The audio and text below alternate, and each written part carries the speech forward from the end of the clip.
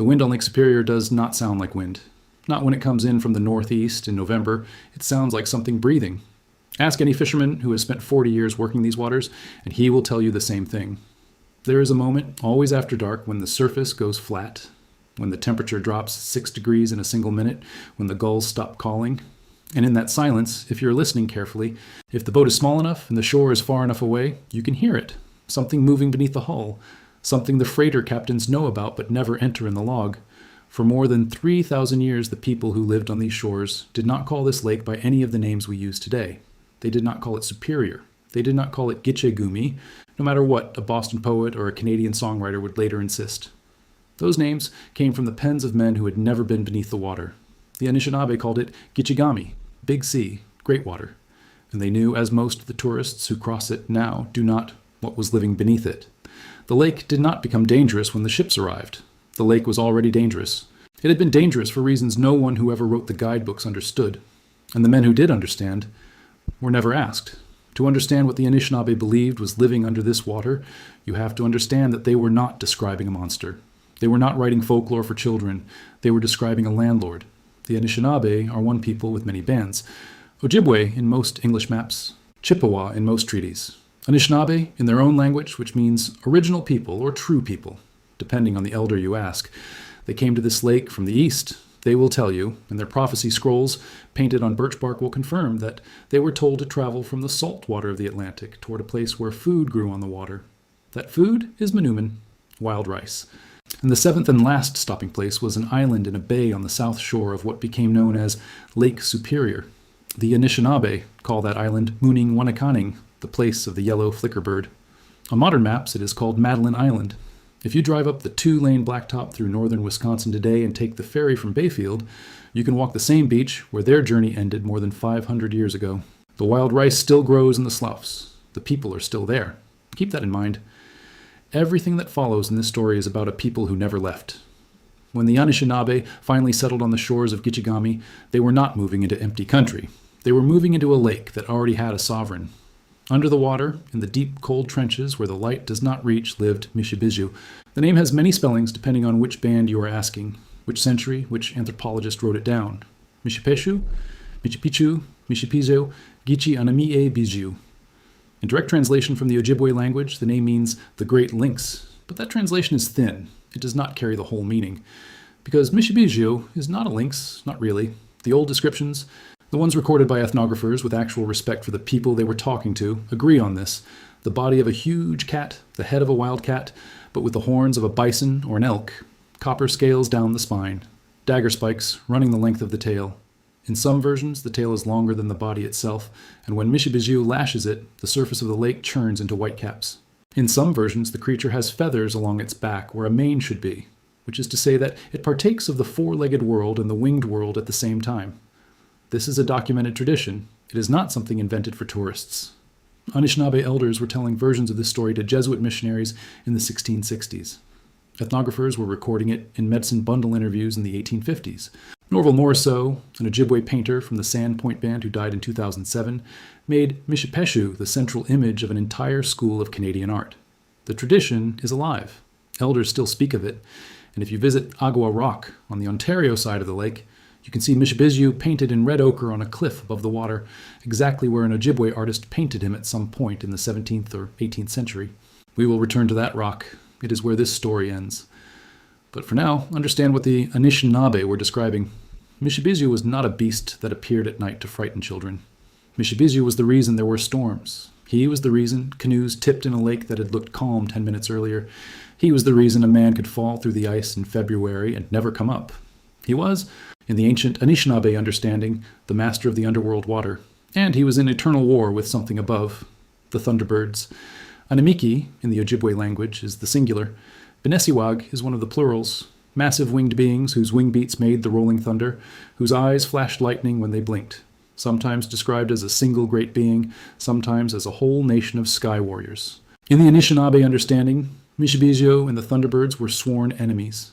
Summer storms over Lake Superior, the kind that will roll in with almost no warning and turn the surface into 6-meter walls of black water, were not weather. They were battle. A thunderbird had come down from the high blue country to strike at Mishibiju. Mishibiju had risen from the trenches to strike back. Lightning was talons. Thunder was the fight itself, and the peace between water and sky was never permanent. The only reason the war ever paused was winter. When the lake finally froze, the thunderbirds flew south for the season, and the water below the ice went quiet again, until spring. If you have ever stood on the shore of Lake Superior in November when the sky goes green and the temperature drops so fast your breath ices your beard, you understand why an entire people organized their world around this idea. This is not a lake that behaves like other lakes. Waves in a bad November storm can crest at more than 9 meters. Water temperature can drop below 4 degrees Celsius within 2 hours. A man in the water at those temperatures has about 10 minutes before he stops being able to swim. There is a reason the Anishinaabe crossed this lake in birch bark canoes only when they had to, and always with a specific ritual before they launched. A pinch of tobacco, sometimes a whispered name, never the name of Mishibiju. To speak that name on the water was to invite him. And here is where the story gets specific. Because Mishibiju was not just the sovereign of the water. He was, according to every Anishinaabe elder who has ever spoken about him publicly, the guardian of copper. That word again, copper. The soft red metal that pulls out of the volcanic bedrock of the northern shore in nuggets so pure you can cold hammer them into a knife blade without smelting a thing. Copper had been mined on this lake for more than 6,000 years. 6,000. Older than the pyramids at Giza. Older than the walls of Jericho.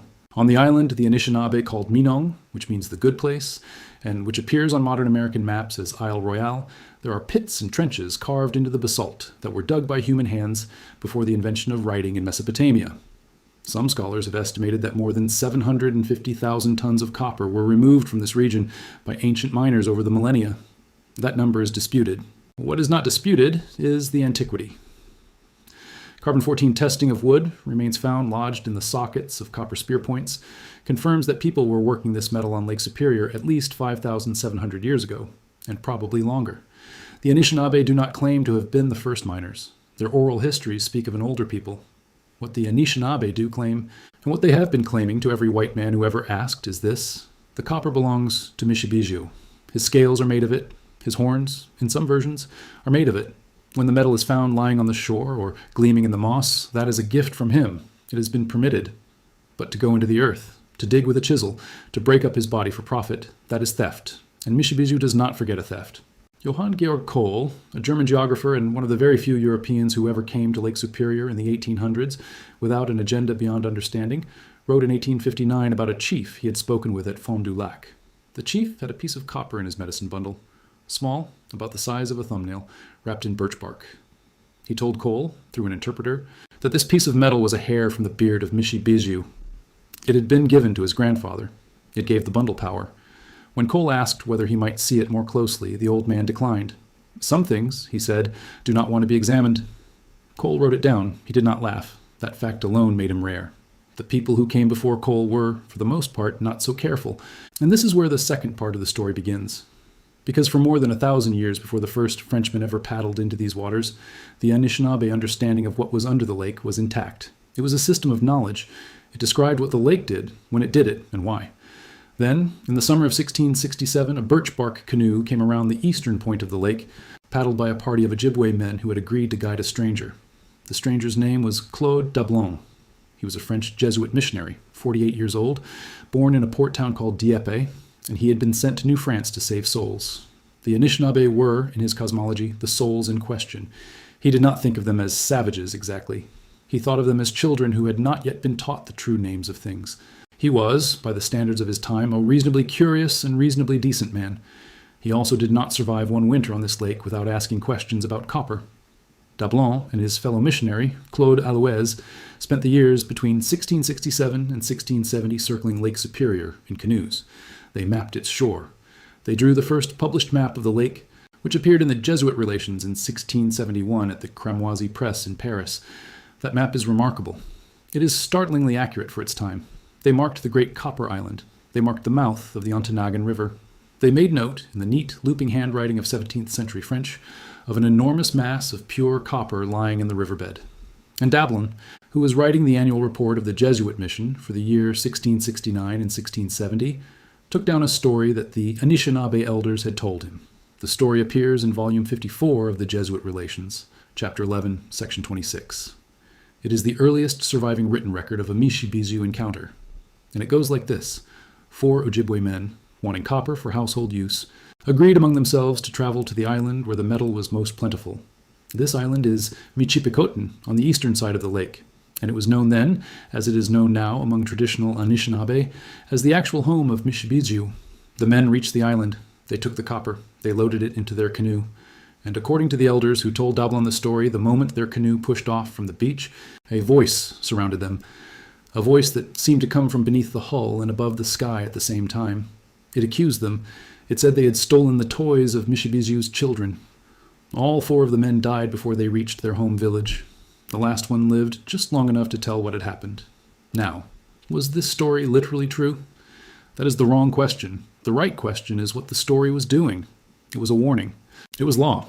It said, in the clearest possible terms, that copper belongs to a being who lives in the lake and who will not tolerate theft. It was the reason the copper on Isle Royale, which had been mined for 6,000 years, had not been mined for centuries by the time Dablon arrived. The Anishinaabe knew the pits were there. They knew they were old. They knew who had made them. And they had, at some point in the deep past, decided together that they would no longer break the earth for that metal. Because Mishibiju had already been paid too much. The abandoned pits were, in a real sense, a treaty between a people and something older. Dablon wrote it down without laughing. That was rare too, but he wrote it down, and having written it down, he did the thing that missionaries almost always did. He filed it away as a curiosity, superstition, native fear, something that would fall away once the true God was accepted. He did not consider, as far as we can tell from his writings, the possibility that the Ojibwe understanding of the lake was in fact a form of practical knowledge accumulated over 60 centuries. He did not connect the copper taboo to sustainable resource management. He simply noted the story, marked the map, and moved on. 98 years later, someone would come who did not want to move on. His name was Alexander Henry. He was English, born in New Jersey, and in 1765, at the age of 26, he became the first Englishman to hold a fur trading permit for Lake Superior. 2 years earlier, the region had been transferred from French to British control under the Treaty of Paris. Henry saw an opportunity.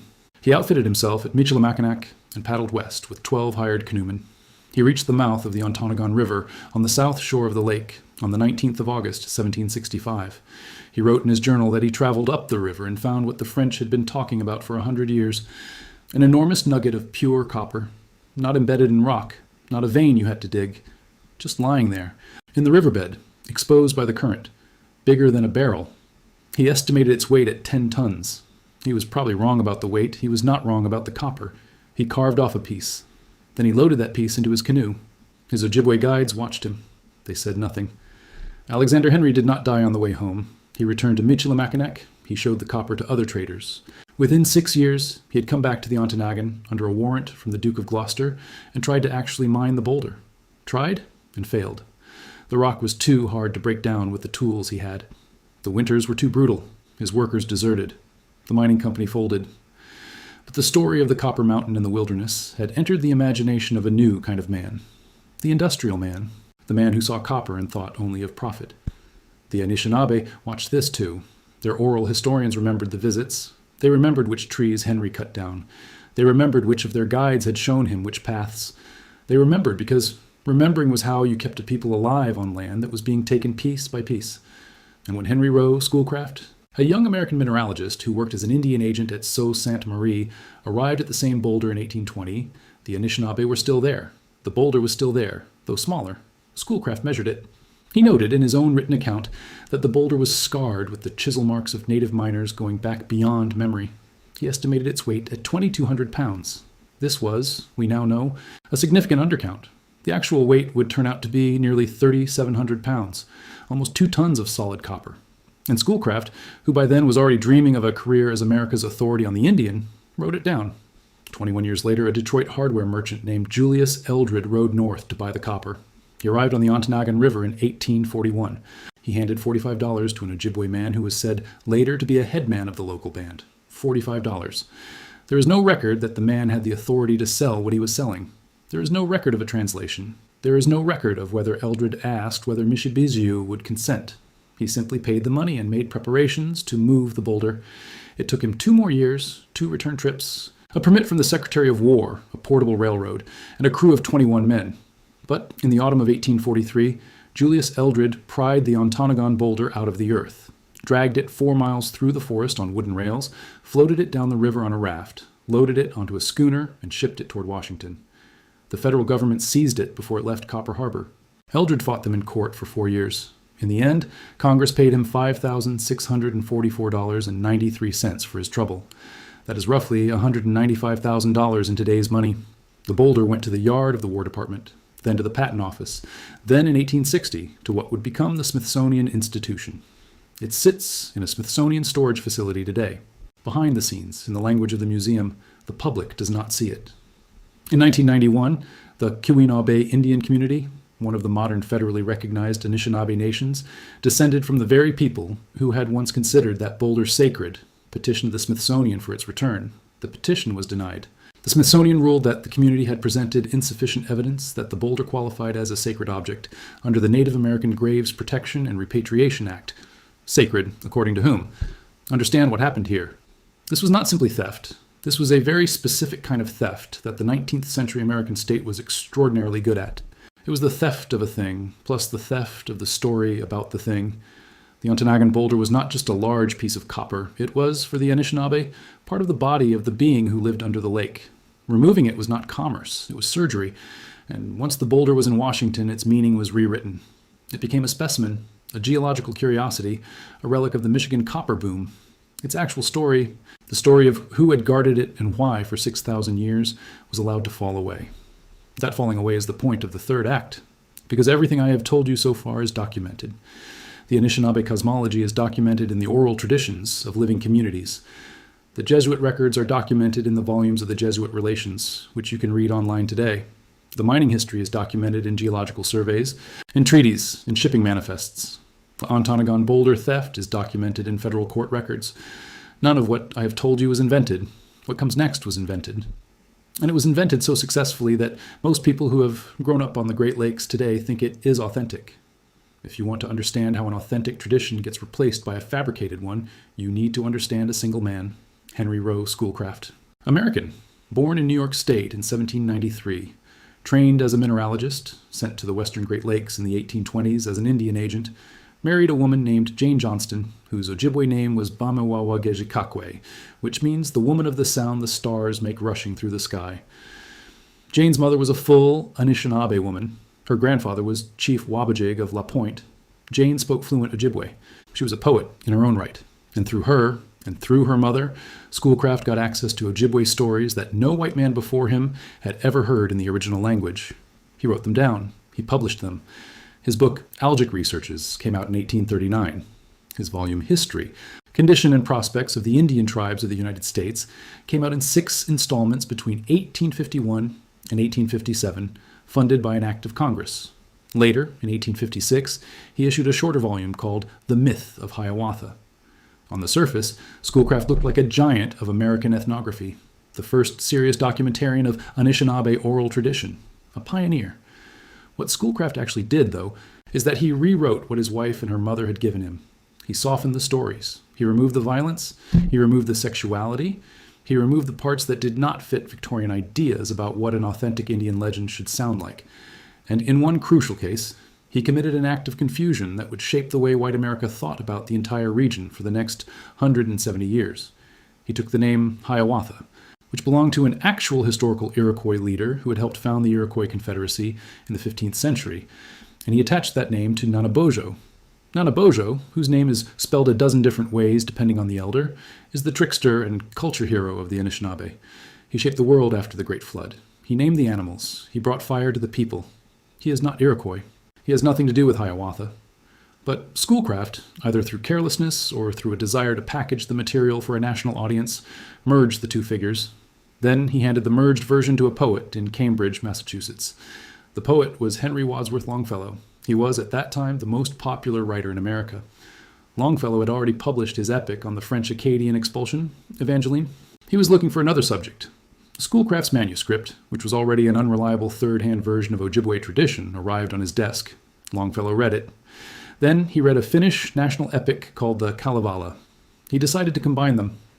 He decided to take Schoolcraft's confused stories about Hiawatha, whom he did not realize was really Nanebojo, and set them to the trochaic tetrameter meter of the Finnish poem. He worked on the manuscript from June of 1854 to March of 1855. He published it in November of that year. The Song of Hiawatha was, at the time of its publication, one of the most commercially successful American poems ever written. Within 30 days, it had sold 10,000 copies. Within 4 months, 30,000. It was set to music. It was performed on stage. It was recited in classrooms from Boston to San Francisco. It was translated into every major European language. It contained, most famously, these lines. By the shores of Gitche-Gumee, by the shining big seawater, stood the wigwam of Nokomis, daughter of the moon, Nokomis. And with those lines, the name Gitche-Gumee, which is Schoolcraft's approximate transliteration of the Ojibwe word Gitchigami, entered American culture forever.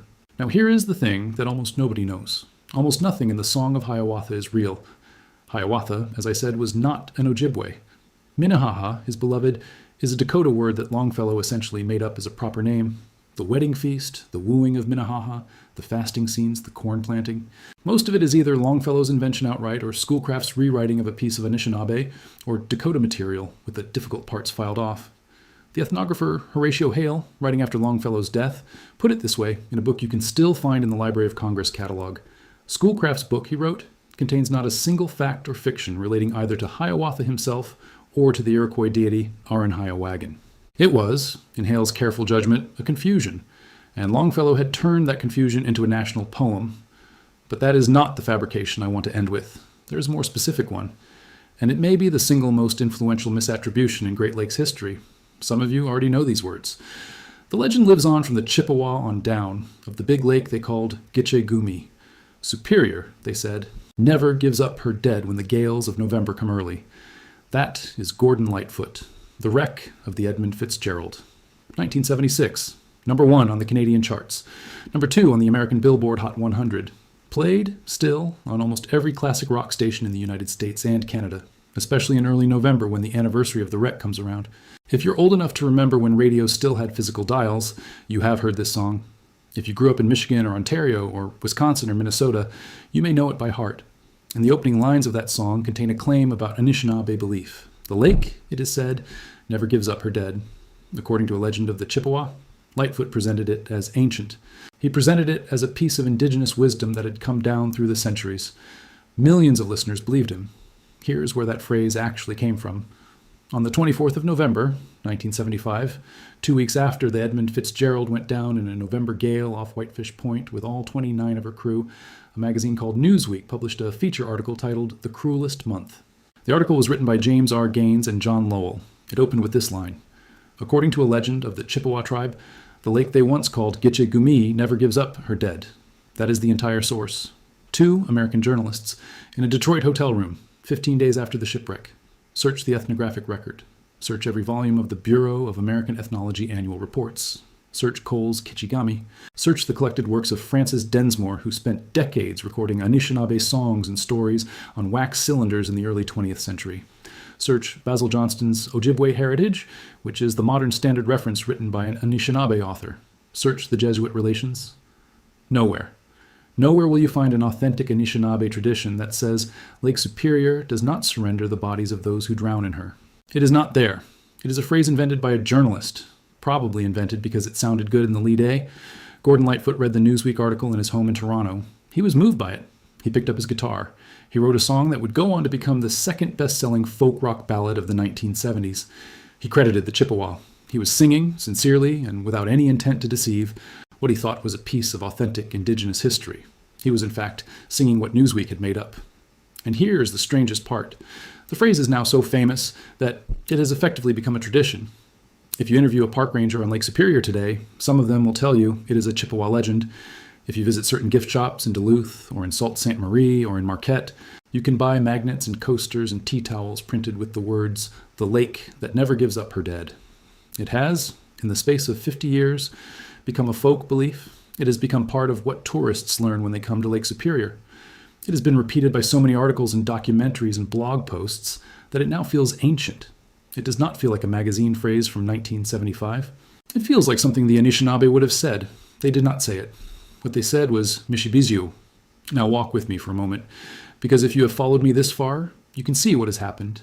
In the space of 300 years, a genuine and functional system of indigenous knowledge about the largest freshwater lake in the world, a system that included Mishibiju as the sovereign of the water and the guardian of copper, that included the Thunderbirds as counterbalance, that included tobacco offerings as sacred exchange, that had been maintained on the strength of oral tradition and pictographic scrolls and copper medicine bundles for at least 60 centuries, was slowly replaced, first by Jesuit reports that treated it as superstition, then by Alexander Henry's chisel, then by Julius Eldred's portable railroad, then by Schoolcraft's censored ethnography, then by Longfellow's imported Finnish meter, then by a Newsweek deadline, then by a folk song. The land of the Anishinaabe became the land of Hiawatha and Minnehaha and Gitchagumi. Their sovereign under the water became a Halloween panel in a provincial park gift shop. Their copper became specimens in a museum drawer in Washington. Their story became a song that a very fine Canadian folk singer sang, in good faith, on the strength of a single wrong line in a national magazine. Do you understand now why the fishermen say what they say about the sound of the wind? It is not because they are superstitious. It is not because they are romantic. It is because a lake this old, this cold, this deep, produces genuine effects that require an explanation. The Anishinaabe developed one. The one that came after was thinner. There's one more place we need to visit before this ends. We started with a wind. We started with something moving beneath the hull. We need to go to the rock. On the eastern shore of Lake Superior, about 100 miles north of Sault Ste. Marie, in what is now called Lake Superior Provincial Park in Ontario, there is a cliff that drops straight into the water. The cliff is granite, split down the middle by a dark seam. On the face of the cliff, painted in red ochre made by grinding hematite and mixing it with fish oil, there are pictographs. More than 100 of them, though only about 35 are still visible from the small ledge you can reach on foot. The Ojibwe name for this place is Mazinabikini Guning, roughly translated, the adorned rock, or sometimes inscription rock. The most famous of the pictographs is a red-painted figure with horns on its head, a spiked back, a curling tail, and the paws of a great cat. It is Mishibizu, painted directly above the water where he is said to live. You can walk to this place. You should probably not walk to it without a guide from the Batchewana First Nation, because the ledge is treacherous, and Anishinaabe elders still ask visitors to offer tobacco into the water before viewing the paintings. There is a reason for that request. It is not superstition, it is protocol. You are entering someone else's territory. The pictographs were shown to Henry Schoolcraft in the 1840s by an Ojibwe leader named Shingwakanse. The name means little pine. He was born around 1774, and by the time Schoolcraft met him, he was already old. He drew the pictographs for Schoolcraft on a piece of birch bark from memory, because Schoolcraft himself never made it to the actual rock. Schoolcraft published the birch bark drawings in 1851 in the same volume that Longfellow would later use as source material.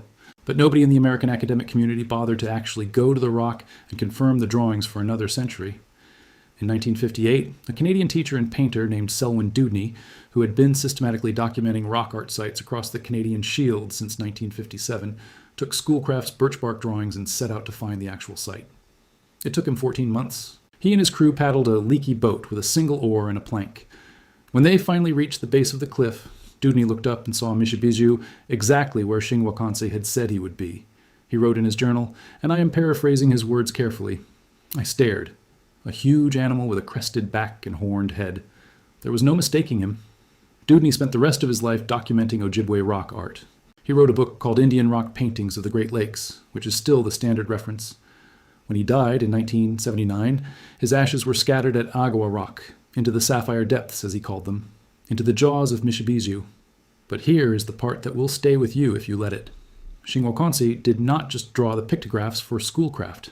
Before he did that, before Schoolcraft even reached Sault Ste. Marie, Shingwakanse himself had painted some of them, or repainted them, or added to them, because in the 1840s, when American miners began arriving on the Canadian side of Lake Superior, looking for copper deposits in defiance of the traditional territories, Shingwakanse led a resistance.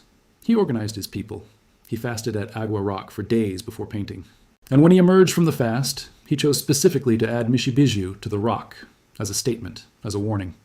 He was painting in 1850 the exact same being that had been described to Claude Dablon in 1669. He was refusing to let the story disappear. He did not succeed in stopping the mining. The treaties of 1850 and 1854 ceded most of the northern shore, but the pictograph is still there. It survived Schoolcraft. It survived Longfellow. It survived a vandal at the turn of the 20th century who tried to paint over it with black ink. The black ink faded. The red ochre did not. And every summer, thousands of tourists walk out to that ledge in Lake Superior Provincial Park. And if the water is calm and the guide is knowledgeable, They see Mishibizu exactly as Ojibwe eyes have seen him for at least 300 years. Now think about what that means. Think about it carefully. Because the Anishinaabe are still here. That is the point of everything I have told you. The Red Cliff Band is on the south shore of Lake Superior today. The Bad River Band is next to them, on more than 230 square kilometers of forest and swamp and rice slough. In the summer of 1996, the Bad River Band, calling themselves the Anishinaabe Ogichida, the protectors of the people, blocked a railroad shipment of 550 million gallons of sulfuric acid from crossing their reservation. The acid was destined for a copper mine in Michigan. The blockade forced the Environmental Protection Agency to stop the shipment. Right now, the Bad River Band is in an ongoing legal battle with Enbridge, a Canadian oil and gas company, over a pipeline called Line 5 that runs oil through the reservation and under the Straits of Mackinac. The tribe is arguing that the pipeline threatens the wild rice sloughs. They are arguing that a spill would kill Anishinaabe Gichigami, their word for Lake Superior. They are arguing, in essence, exactly what Shingwao Konsei was arguing at Agawa Rock in 1850. Do not break the body of the being who guards this water. He does not forget. On Michipicoten Island, on the eastern side of the lake, on what the Ojibwe still consider the actual home of Mishibizu, there are no roads, no settlements, only wind and stone and the occasional biologist counting caribou. The copper is still there. Nobody has ever succeeded in commercially mining it. Every attempt has failed. The isolation, the weather, the economics, whatever you want to call it. The metal remains under the ground, or in the bones of the being who was always said to have guarded it. You can pick the interpretation you want. That is your choice. But you cannot say you were not told which one came first. I want to go back to the wind now. The wind on Lake Superior that does not sound like wind. The moment when the surface goes flat and the temperature drops and the gulls stop calling. The moment when, if you are in a small boat, you feel something under the hull. Anyone who has spent enough time on this lake knows that moment. Ojibwe fishermen call it, when they call it anything at all, a reminder. They do not name the reminder, because to name it is to invite it. But they will tell you, if you buy them coffee and let them talk long enough, that the reminder is real. The lake is watching you. The lake has always been watching. And whatever cargo you're carrying, whatever hurry you are in, whatever schedule your captain has been given, the lake is under no obligation to let you pass. The freighters know this. The Coast Guard knows this. The families of the 29 men who went down on the Edmund Fitzgerald on the 10th of November, 1975, know this. What they do not know, most of them, is that the reason the lake feels this way, the reason it produces this specific kind of dread in men who have crossed dozens of other lakes without ever feeling it, has been named. It was named in a language older than English. It was painted on a cliff in red ochre in the 1700s. It was described to a Jesuit missionary in 1669. It is described today, in the 21st century, in the classrooms and cultural centers of the Bad River Band and the Red Cliff Band and the Batchewana First Nation and the Grand Portage Band and every other Anishinaabe community still living on this water. Mishibizu is not a monster the Anishinaabe fear. Mishibizu is a member of their world. He is the reason for the storm and the reason for the copper, and the reason a tobacco offering goes into the water with the left hand before a crossing. He is the reason you speak carefully when you speak of the lake at all. He is the sovereign of the underworld water. He was here before the Anishinaabe were here. He will be here after we are all gone. And the story that most Americans know instead of his story, the one about a lake that does not give up her dead, the one about Gichigumi and Hiawatha and the shining big seawater, the one you learned in 3rd grade or heard on the radio in November. That story was written by white men who did not ask. The next time you drive up to Duluth in November, or you take the ferry to Madeline Island, or you stand on the shore near Whitefish Point and listen to the wind coming in from the northeast, remember that. There is a difference between an authentic tradition and an invented one. There's a difference between a knowledge system that developed over 60 centuries and a phrase composed on a magazine deadline. The people who developed the knowledge system are still here. They are watching. And they are being extremely polite about the version of their story that ended up on the coasters in the gift shop.